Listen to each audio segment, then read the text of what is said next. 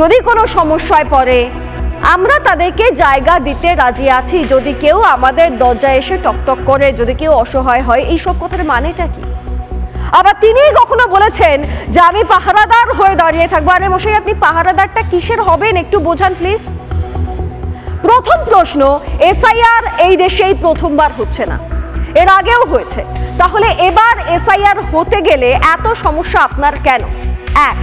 আর দ্বিতীয়ত, আপনার এই ধরনের বক্তব্যের অর্থটা কি? পাহারাদার হয়ে দাঁড়িয়ে থাকা, আশ্রয় দিয়ে দেওয়া, সবাই ভোটার তালিকায় নাম তুলবেন, এসআইআর এর সঙ্গে এনআরসি কে যুক্ত করে দেওয়া, এই প্রত্যেকটা শব্দ বন্ধ ব্যবহারের কারণ কি মুখ্যমন্ত্রী একটু জানিয়ে দিন।